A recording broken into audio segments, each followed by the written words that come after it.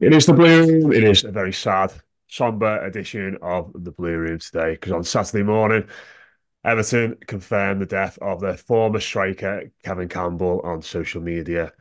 And after we heard the news he was ill last week, just quickly read Everton's Twitter statement out if anyone's not seen it. It said, "Everyone in Everton is deeply saddened by the death of our former striker, Kevin Campbell, at the age of just 54. Not just a true Goodison Park hero and icon of the English game, but an incredible person as well.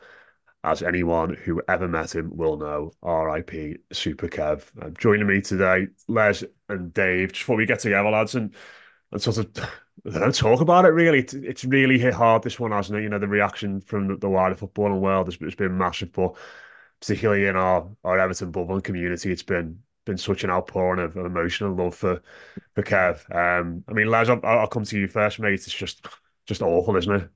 Yeah, it's one of those ones that properly like knocks the stuffing out of you. It's been like a few weeks ago it was sort of said that he really wasn't well, and I think just sort of hoped it was one of those things where he pulled through it. It's nothing too serious, but and then the news sort of like dropped off a bit, so didn't hear anything. So to sort of wake up to that this morning, yeah, it's really proper gut punch that one. Yeah, Dave, and same to you, really, mate. It's no way of dressing it up, is this? Just before we get into talking about him as a footballer and a fella, it's just the news itself is just devastating. It's horrible when you see this sort of thing come out when you know of someone who's incredibly fit. I mean, you ever seen him doing his TV stuff? All of the sorts of journalistic people that have spoken to him, the way in which you see him talk. He seems such a lively guy as well, and that wasn't so long ago that we saw that.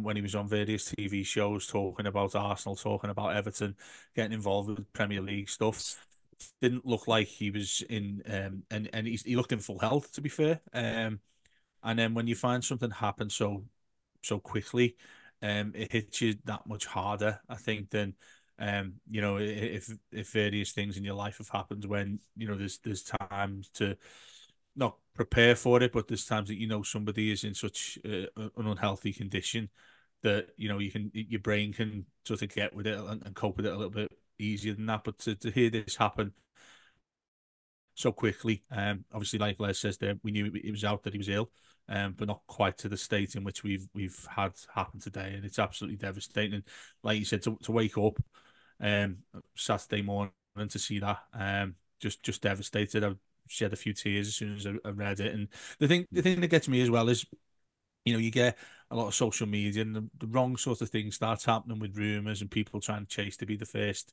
to put sort of that thing out. And um it's hard when you see it, you start thinking, oh, has that happened, hasn't it? And that upsets me as much as anything else, really, because we're talking about somebody at our football club who kept us in the Premier League. I know we're going to talk about him a little bit more deeper now, Matt, about what he did for us as a player. But this is a man we've spoken to him a lot on our show, just a true gentleman as well. So I mean, it's hard to take when people try to be the first to say things and stuff like that. It's even more difficult, really. And I'm absolutely devastated when we found that out this morning. Just heartbreaking. Yeah, I mean, he was so beloved by Everton, and I think what you're saying there, Dave, about him being seemingly in good health and so vivacious and upbeat, and you'd be getting tweets, you'd be waking up one year and there'd be tweets from him at 3:45 a.m. or getting up and attacking the day and Yeah, doing all yeah, that yeah, sort of stuff. But I think you're right, because like what makes this so devastating is that I've seen a lot of people sort of hit on this theme on social media. Certainly people of my age, is that growing up watching Everton, he was their first superhero as a footballer, the first person they looked at and truly idolised at a time when, as a football club, we were listless and going nowhere. So I think you sort of see these people as untouchable, don't you, sometimes? And nothing, especially when you see him on the telly, you see him online, you see him being fit and well. So it does just sort of make this even worse when it does come around. It does hit you even harder. But I mean, Les, Dave mentioned there about him as a footballer. I mean, I've got like brief recollections of when he came in, and I always remember speaks to my dad about this new striker we'd signed, Kevin Campbell, and how he could potentially come in and really help us get some goals. But what was that like during that time when he came in and effectively saved the football club? Yeah, it was a proper low point under Walter Smith. I think we were in proper relegation trouble. I think there was about 8 games left or something like that. And I don't know, it just seemed like a bit of a last throw of the dice. It was a matter of circumstance as much as anything because he'd been having a rough time in Turkey. I think he was getting a bit of racial abuse when he was in Turkey, so he was like, right, I'm off. Everton were there, like, right, who had come to us then, and I think it feels like it just sort of came from nowhere, the transfer, and he came in, and I don't think anyone could have expected the impact he would have had at the club. And I think, the goals aside, obviously the goals were important. I think he scored 9 in the last 8 games and effectively kept us up. I think the game at West Ham, I think it was in that run when we beat them 6-0. That's the one that always stands out for me in that run. But yeah, he just sort of he did breathe new life into that. Like what was felt like a pretty dead and buried team. I think Francis Jeff was playing alongside him. I think he really helped him develop into a player, and I think he just brought that energy that both of you have just alluded to there. The energy he had as like a fella and a footballer. He was just it must have been infectious. Certainly affected the crowd. Definitely affected the team, and yeah, it can't be underestimated just how much of an impact he had. As I say, goals aside, obviously the goals were like key, but just his arrival at the club, I think he came with. I don't think anyone had any expectations, and he just blew up, and it was brilliant what he did at the club, and he stayed there for a few years after and was just a great fella to have around and a brilliant striker.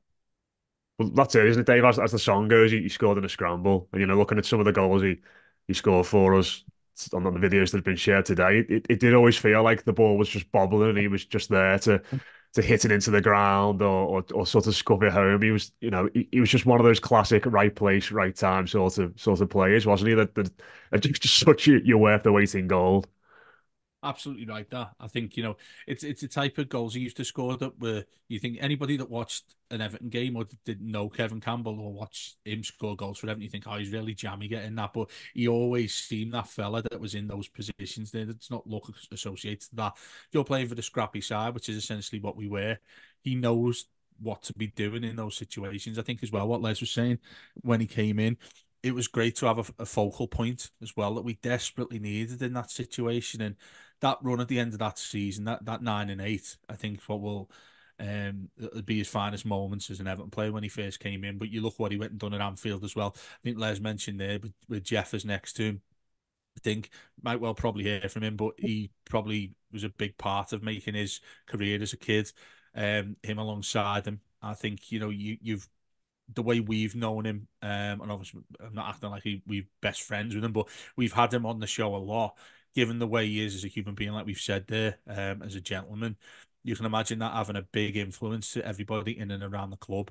And given the situation we're in with Walter Smith, and what went on to happen with the staying in the league, I think he'll be underrated or has been underrated. There's often that term that many people argue with. I mean, I've argued with many years about Duncan Ferguson, Everton legend. That title legend is often thrown around quite simply, really, and quite easily. I think you can put you can put Kevin Campbell along those lines in terms of Everton wouldn't be a Premier League side without that man. So I definitely think he falls into that category.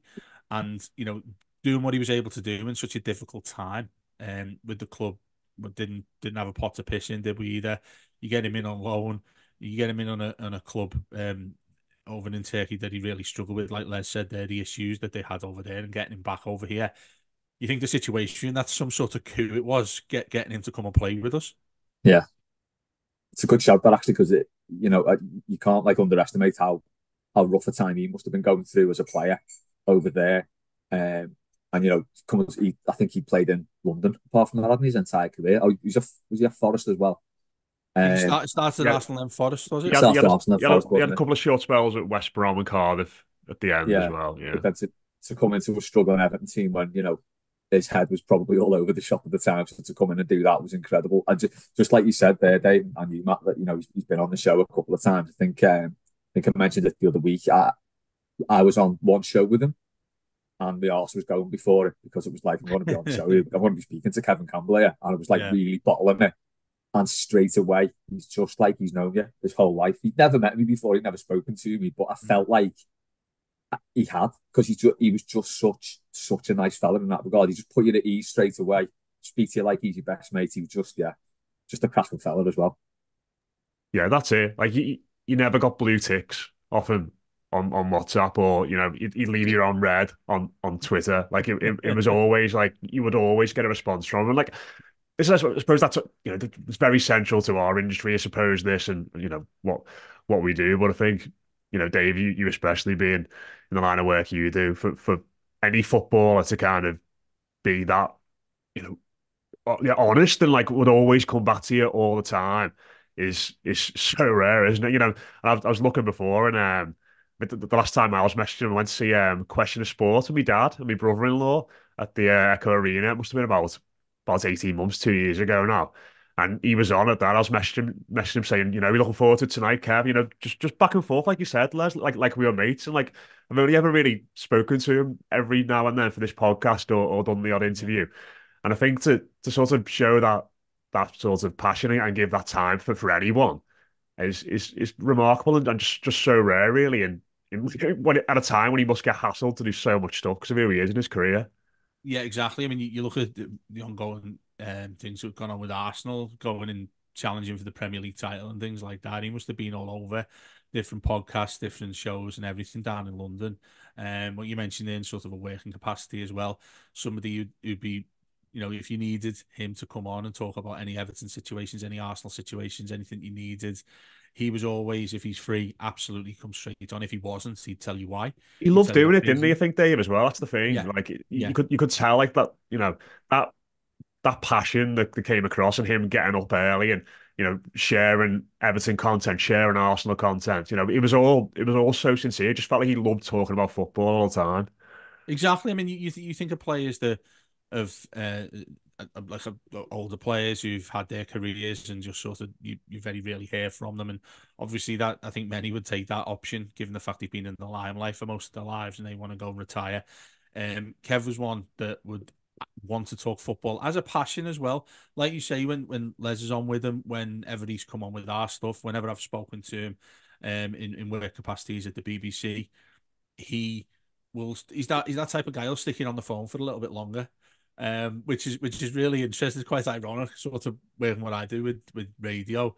That Kev, we need to get you on now, but he'll stay talking to you both before and after, just about the Blues are doing all right, aren't they? And we'll do this, we'll do that, and that sort of thing you don't expect. Similar to what Les said there, because you obviously put footballers, people you like, people who you think are legends, you put them on a pedestal anyway. So it's difficult enough to speak to them as it is as a fan.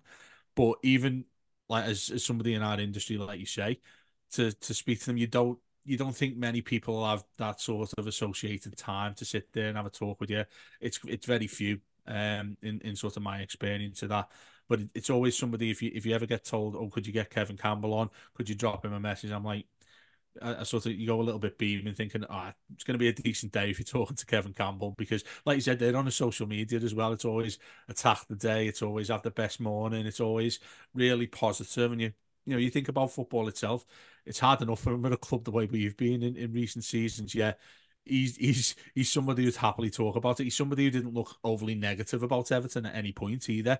Quite refreshing, given the amount of times we've been on our show, as often as we have done, and really trying to look for that sort of little bit of light that we can talk about at the end of the tunnel. Kevin Campbell was just constantly an Everton fan that felt positive all the time.